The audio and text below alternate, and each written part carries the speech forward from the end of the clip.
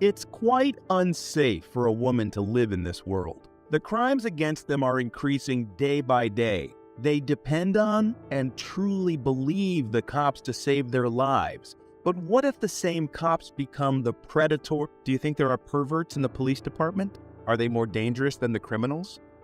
On number 3, we have Braulio Gonzalez. On the wrong side of the law, accused of a despicable crime. This veteran officer allegedly fondled a little girl, and that child is no stranger to him. Braulio was a resident of Miami, dated and was a veteran police lieutenant.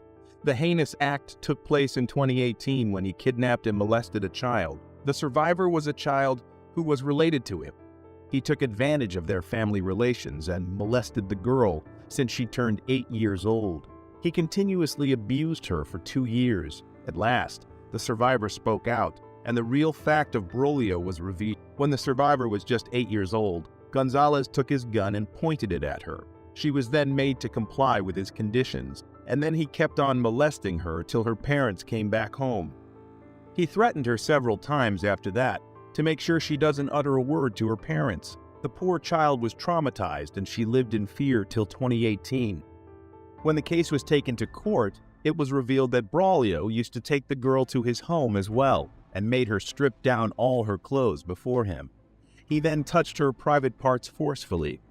Her screams were silenced by that television's volume, and she was mentally broken by this heinous act of this pervert officer. As the case continued in the court, another child came forward, speaking out about what Braulio did to her as well. She survived the perverted act of this veteran officer. He used to creep her out by watching her shower. She was only 9 years old at that time. Braulio showed aggression towards women in general. He attacked 3 of his ex-girlfriends. They all suffered severe physical injury. He used to hit them repeatedly and broke the nose of one of his ex-girlfriends. They all came forward after hearing about the case where he molested a minor. They were all happy that finally the world got to see the real face of Braulio. The acts of Braulio did not suit that of a police officer. He has to treat people with respect and make sure that they are living life safely. But instead, his predator behavior was shown to the minors. He targeted them and molested them for years. He held a 9-year-old girl at gunpoint and molested her brutally. When the decision of the court was declared, everyone was beyond shocked. They never expected Braulio to walk free. Well, he was not fully free, but the court ordered a house arrest that too paid leave from his job. The court turned a blind eye to his wrongdoing. He was overjoyed as he thought that he escaped the prison, but fate had another plan. After a long legal battle, Braulio got the punishment he deserved. He was sentenced to jail. He would serve life in prison. Braulio never expected to receive such a punishment. He thought that he could evade the law of the country and take advantage of many other children. None of his plans worked, and you can see the aggression and disappointment on his face. The prosecution lawyer Natalie Cinder called Braulio a dangerous person, and the world agrees with her. He could hurt a lot of girls if he roamed around freely with the power of a police officer. Braulio never apologized to the survivors. He had no remorse, and he stood there in court being proud of his deeds. He was given several opportunities to apologize, but he refused every single one of them. He didn't want to show that he regrets it. On number 2, we have the Timothy Sadler Jr. Polk County Police Department received a call from a mother of a 9-year-old to file a complaint regarding the inappropriate photos she found in her daughter's phone. The mother was beyond shocked when she found nude photos of a man in her 9-year-old child's phone. She wanted to file a complaint as soon as possible and find out the sender. The Polk County Department didn't have to spend time investigating, as they soon realized that the criminal they were looking for was one of them, but an officer of another department. They couldn't believe that such a person was working for the state to ensure safety. Well, he was not in his right mind and forced a 9-year-old to send her nude photos. What kind of police officer would say such a thing? Sadler met the child on an interactive online game platform. The Wolf was the game they played, and Sankey talked to her in the name of Jade, an 11-year-old kid. The poor child didn't realize the trap she was setting foot on. Sadler planned to get nude photos from her and threaten her to meet with him for a sexual encounter. He made a detailed plan step by step, and he just needed to work it out. He created multiple accounts and names to talk with the child and earn her trust. Apart from Jade, Sadler created a profile pretending to be a 31-year-old Jason. He talked to the child, introducing him as a close friend of Jade's father. The child believed him as Jay confirmed that it was her dad's close friend. The child didn't know that behind the screen, it was Sadler who talked to her and not Jade or Jason. Both these people were creations of Sadler, and they didn't exist in real life. Sadler slowly started grooming the girl. He talked through the account of Jade and told the girl that she has a sexual relationship with Jason and it's fun. The girl was uncomfortable at first, but believed the 11-year-old Jade. He started sending pornographic images to the girl from the account of Jason and started talking to get in a sexually explicit way. He thought that she would soon fall into the trap and meet up with him. The 9-year-old survivor started sending her nude photos, and Sadler was happy to see her falling prey to him. He stored all the images to use against her in the future. During this time, he was going to his office and acting as a good police officer. No one suspected him and everyone believed him to be this ideal man. They were all unaware of what he does behind his bedroom walls. The 9-year-old child's older sister found out about the sexually explicit texts and pornographic images Sadler sent her. She informed her mother. She called the police immediately. Sadler was arrested and fired from his job immediately. On number 1, we have Trevor Smith. Trevor Smith was working in the Washington State Patrol. He fell for the sting operation and was caught red-handed. In 2022, Trevor was looking for new prey. That's when he met a mother of 2 who was ready to go into an agreement with Trevor for him to have sex with her 2 children, who were only 6 and 11 years old. Trevor was so happy as he thought he would get 2 children to sleep with that too, with their mother's consent. The undercover female officer, who pretended to be the woman selling her kids, realized that Trevor was a pedophile. The Seattle Police Department wanted to catch pedophiles, and they made the undercover police officer place an ad. Trevor was interested in it and contacted the mother without knowing that it was a sting operation. During the conversation, the undercover police officer asked what he would give her in exchange for abusing her 2 children, to which Trevor replied that she could sexually abuse his 9-month-old son. The police department was shocked to read the text, as they can imagine all Trevor would have exchanged for his son. He was unfit to be a father and shows no mercy to his child. Trevor showed up in a hotel room and the undercover police arranged for him as he thought he would sexually abuse 2 children. He even came to the room with contraceptives, which shows that he was prepared to sexually attack 6 and 11-year-old children. Trevor was fired from his job and was sentenced to 10 years in prison, after which he would be released, but he will be under the supervision of the police for 15 years. Do you think this kind of police officer should be declared unfit for service? Should they be punished brutally? Let us know in the comments. On June 26, 2020, Karen Garner, a 73-year-old woman suffering from dementia and sensory aphasia, was stopped by Walmart employees after she left the store without paying for items worth approximately $14. Video footage captured Miss Garner walking out of the store with the items in her hands, and she was soon brought back inside by the employees. Subsequently, Miss Garner attempted to pay for the items, but Walmart employees refused her service and asked her to leave immediately. Compliance with their request, Miss Garner left the store. However, one of the Walmart employees contacted the Loveland Police Department to report the alleged theft. A few minutes later, Officer Austin Hoop responded to the call and located Miss Garner as she was walking home after the incident. Officer Hoop parked his patrol car behind her and approached to stop her. Unfortunately, the situation escalated negatively. Officer Hoop failed to effectively communicate with Miss Garner, and he resorted to violently throwing her to the ground in an attempt to place her in handcuffs. This action was unjustified, as Miss Garner displayed no signs of being a threat to Officer Hoop and did not attempt to flee. Instead, she continued walking, which did not warrant such a forceful takedown. In fact, Officer Hoop's approach appeared misplaced from the beginning, as he asked the visibly confused Miss Garner an unnecessary question. Do you need to be arrested right now? Do you need to be arrested right now? No. Okay. After successfully placing Miss Garner in handcuffs, Officer Hoop proceeded to guide her back to the patrol car. Unfortunately, during this process, he continued to employ excessive force on her and attempted to insinuate that she had been engaged in a physical altercation with him. Why are you fighting with me? And why are you trying to slip the cuffs off? I'm going home. The video from the officer's body camera proved to be beyond a reasonable doubt that Miss Gardner and Officer Hoop never came close to a physical altercation.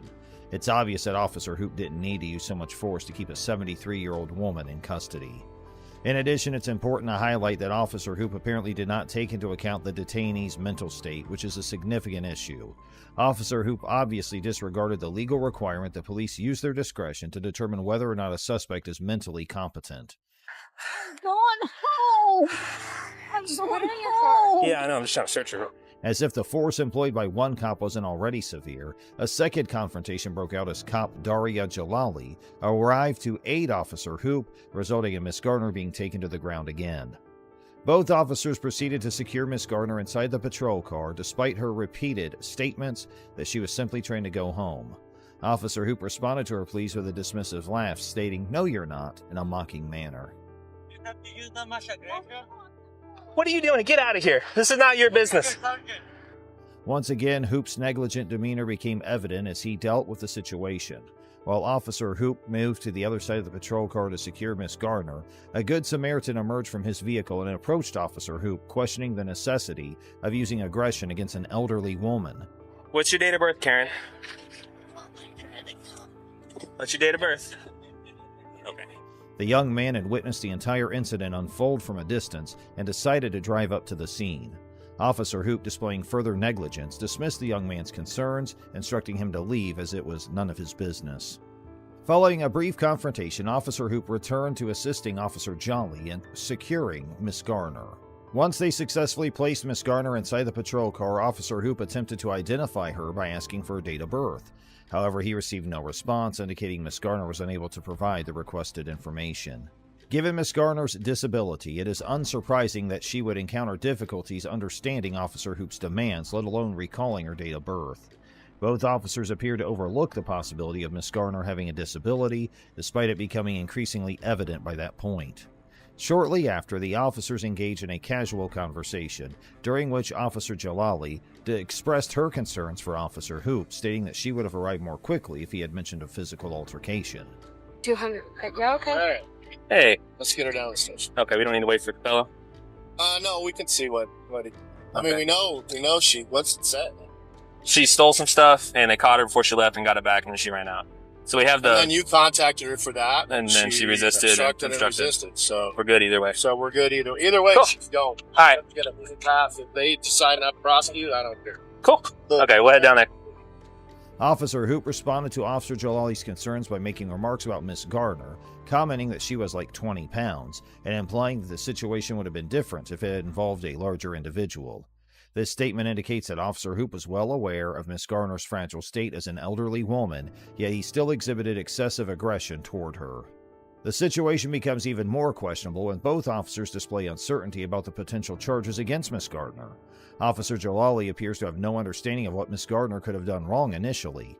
Sergeant Phil Metzler, the fourth responding officer, informs Officer Hoop that Miss Gardner would be charged with resisting arrest and obstruction, regardless of whether or not Walmart decided to press charges. Immediately following the incident, Officer Hoop, Officer Jalali, and Community Service Officer Tyler Blackett were captured by a police station surveillance camera, engaging in laughter and joking while watching the footage of the arrest from Officer Hoop's body camera. On May 19, 2021, the Colorado 8th Judicial District Critical Response Team completed an investigation into the incident, leading to the filing of criminal charges against Officer Hoop and Officer Jalali. Officer Hoop faced 3 charges, including assault. However, on March 2, 2022, Officer Hoop pleaded guilty to a single charge of second-degree assault, classified as a Class 4 felony. Consequently, he received a 5-year prison sentence. Meanwhile, Officer Jalali pleaded guilty to 1 count of failure to intervene in Larimer County District Court in June of the same year. As a result, she was sentenced to 45 days in jail and placed under 36 months of probation. However, despite the clarification provided by Mr. Hodges when he displayed his cane from his back pocket to Deputy Goad, she continued to pursue him.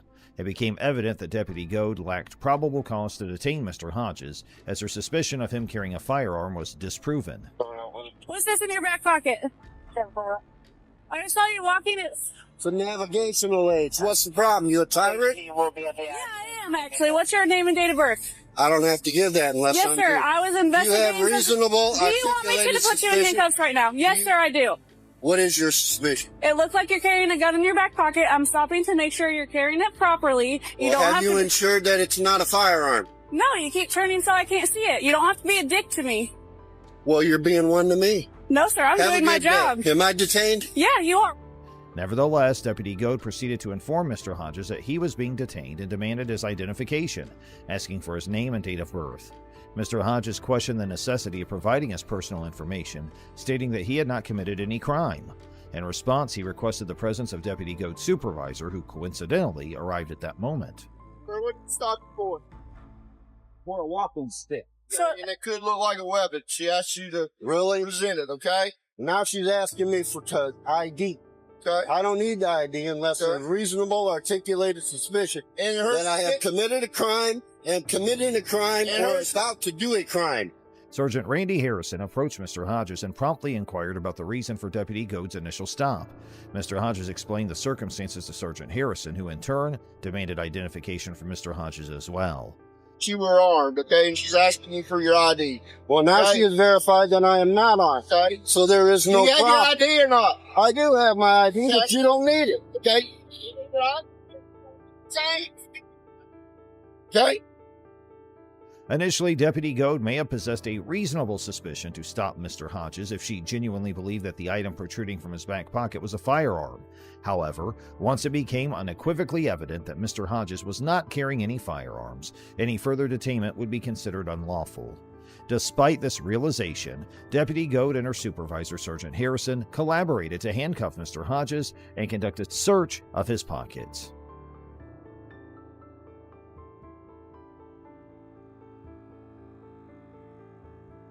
Mr. Hodges requested the names and badge numbers of both officers, but neither of them responded to his demand. Wallet there. Where's your wallet at, sir? I don't have a wallet on me. Okay, where's your ID? Where's your It's in ID my at? pocket. Which pocket? You are not allowed to search me.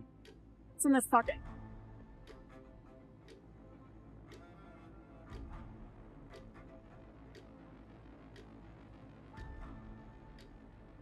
There you go. Thank you. It is important to note that throughout the ordeal, the officers did not show any concern regarding the cane that initiated the encounter. The cane remained in Mr. Hodges' back pocket during the entire confrontation, and neither of the two officers displayed any interest in it, even when Mr. Hodges pulled it out in front of them. This further emphasizes that the cane was never the underlying issue. The officers had other, seemingly trivial reasons to detain Mr. Hodges. After engaging in back-and-forth communication over the police radio, Deputy Goad approached Mr. Hodges once again, attempting to assert unnecessary authority and further escalate the situation. She questioned him, asking if it was challenging for him to comply. Are you legally blind? Yes, I am. Okay. I had to walk up here in the dark for jury duty, which was canceled. But you're using your stick. You don't have to use a stick all the time? Not all the time. Mr. Hodges was arrested and charged with resisting without violence, as indicated by jail records that show his booking at 8:25 a.m. that morning. He was released 26 hours later. 2 days following his release, Mr. Hodges submitted a records request for the body camera footage on November 7, 2022.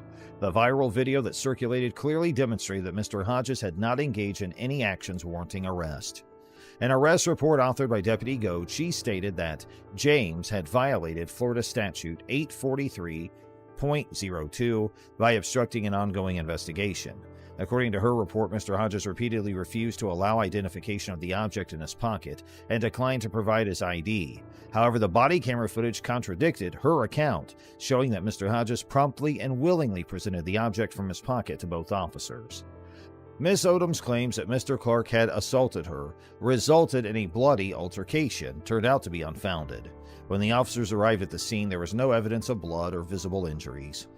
Moreover, had the officers requested a background check on Miss Odom, they would have discovered her extensive history of encounters with the law. This included a 2016 conviction for fraud in the first degree, multiple felony charges of aggravated domestic assault, and even an attempted murder charge, which she apparently remained influenced by. The actions taken by officers Hanning and Summers demonstrated a clear neglect of the usual protocols during the encounter. He banged on the door, or through the wall, bam, bam, bam, and I'm sleeping. Shut the f up! They seemed to accept Miss Odom's account without questioning her, despite the evident fact that she was intoxicated and lacked clarity. After speaking with Miss Odom and Mr. Braden, the officers proceeded to approach Mr. Clark, who resided next door. Following a few knocks on Mr. Clark's door, he opened it while holding a collectible sawfish snout sword, which had been a gift from his late brother-in-law. Mr. Clark had retrieved the sword with the sole intention of self-defense, expecting a confrontation with Miss Odom rather than the arrival of police attempting to resolve the matter. Given the circumstances, Mr. Clark was entirely justified in opening the door with a weapon in hand, as the officers had not identified themselves as law enforcement, a requirement mandated by law prior to such encounters. Despite the situation de-escalating when Mr. Clark complied by placing the weapon on a shelf and facing the officers, Officer Hanning made an attempt to tackle him by kicking his leg and punching his head. It was apparent at this point that Mr. Clark did not pose a threat to the officers. Officer Hanning had sufficient time and opportunity to detain Mr. Clark after he had put away the sword. However, instead of doing so, Officer Hanning retreated and proceeded to draw his firearm. Mr. Clark, remaining motionless with his hands clearly visible, demonstrated that he held nothing that could potentially harm anyone. What do you want? What the fuck? It was at this moment that Officer Hanning, without providing any warning, aimed his taser at Mr. Clark's stomach and discharged it. It's important to note the conflicting demands issued by the two officers. Officer Hanning instructed Mr. Clark to walk into the hallway, while Officer Summers simultaneously told him to get on the ground. As Mr. Clark fell backward, his head made contact with a chair, rendering him unconscious. The situation worsened when both officers attempted to move Mr. Clark's body outside, resulting in his head striking the corner of a shelf, which caused a laceration on his head. Furthermore, Officer Hanning employed unnecessary force by placing his knee on Mr. Clark's neck while restraining him with handcuffs. Reports indicated that his knee restraint led to an injury to Mr. Clark's carotid artery, necessitating surgical intervention for treatment. It is notable that this particular knee restraint has been associated with several fatalities in the past. As Officer Summers attended to Mr. Clark in an attempt to revive him, Officer Hanning had a different agenda. Get out here right now! Get out here! Get on the ground! No. They hit that wall so hard, I thought they were going to come through the wall. He re-entered Mr. Clark's apartment and took hold of the sword that had been placed on top of the shelf. The reasoning behind Officer Hanning's actions may have been unclear at first, but it became evident with his subsequent actions. Officer Hanning positioned the sword approximately 5 feet away from where Mr. Clark lay unconscious, creating the illusion that Mr. Clark had walked out of his apartment wielding the sword with the intent to attack the officers. Following the use of unlawful force, Mr. Clark was swiftly transported to the hospital, where tests for drugs or alcohol came back negative. His initial vital signs indicated the possibility of heart-related complications, and he required stitches for a head wound. Within 24 hours of the incident, Mr. Clark developed a blood clot in his injured carotid artery and began vomiting blood. Additionally, 12 hours later, he suffered a stroke. Approximately 48 hours after being discharged, Mr. Clark found himself readmitted to the hospital due to complications arising from the initial surgery. Consequently, Mr. Clark pursued legal action and reached a settlement agreement with the Idaho Springs Police Department, amounting to a remarkable sum of $7 million. This record-breaking payout exceeds the settlement awarded to Karen Gardner in September 2021.